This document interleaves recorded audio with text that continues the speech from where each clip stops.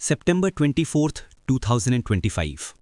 In the thin air of Ladakh, where the sky touches the earth and silence usually reigns supreme, the sound of breaking glass and burning vehicles shattered a peace that had endured for generations.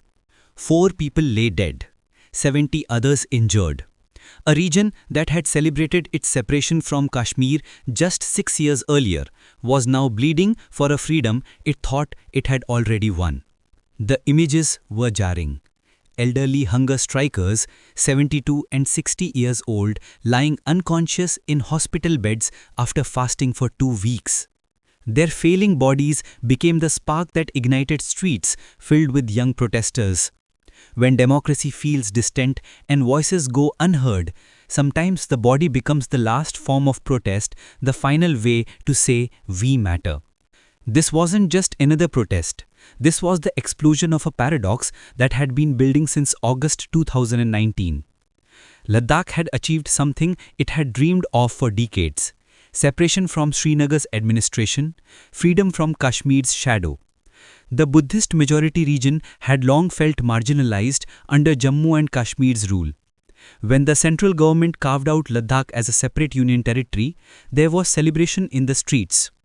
But celebrations turned to realization, and realization turned to resentment. Ladakh had traded Kashmir's control for Delhi's control, and in that exchange, something precious was lost. The region that thought it was gaining autonomy discovered it had actually surrendered the very thing it sought, the right to govern itself.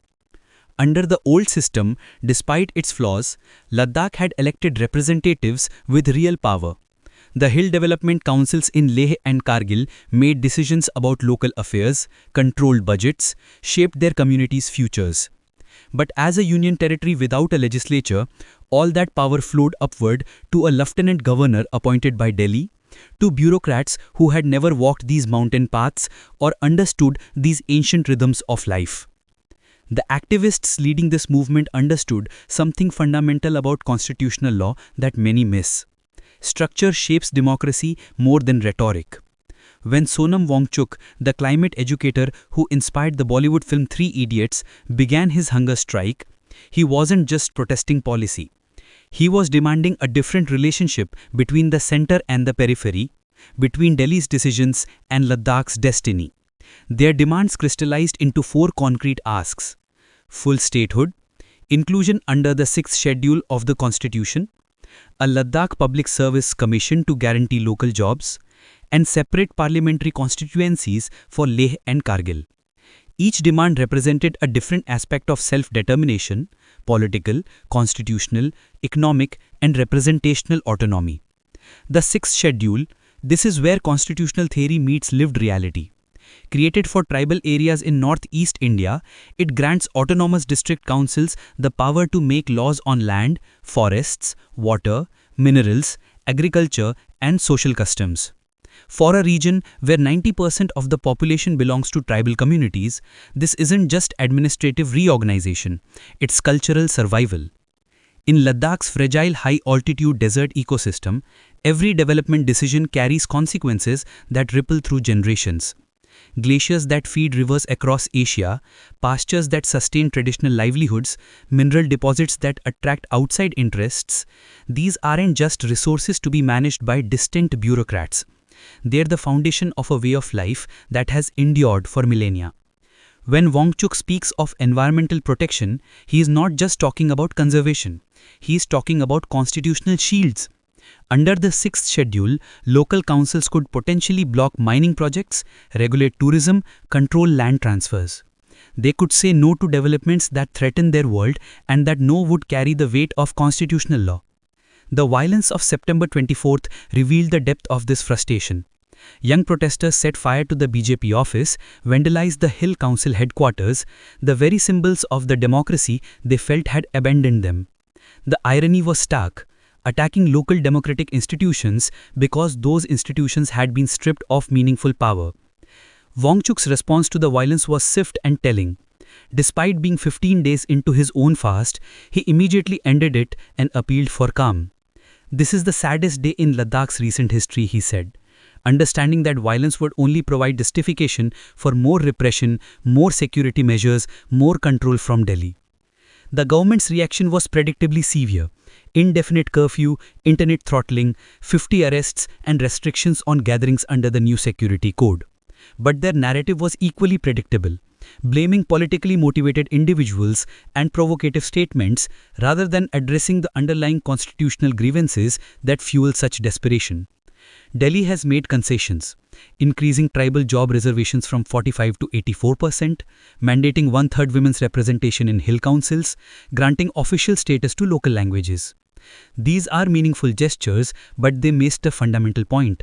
You cannot substitute administrative benefits for constitutional rights, cannot replace self-government by government largesse. The government's dilemma is real and complex. Ladakh shares a contested border with China, making it one of India's most strategically sensitive regions. The mountains that isolate and protect also make this territory crucial for national security. How do you balance local autonomy with strategic control?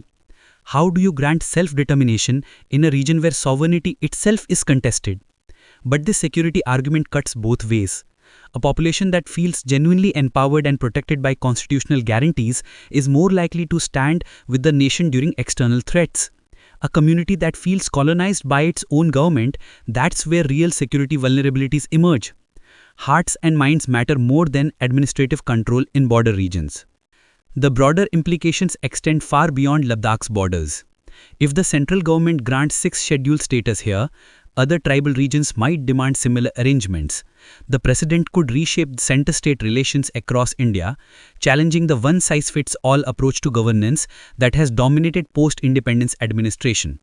This raises profound questions about the nature of Indian federalism itself. Can unity coexist with genuine diversity? Can the center hold while allowing meaningful autonomy at the periphery? The Ladakh crisis isn't just about one region's demands.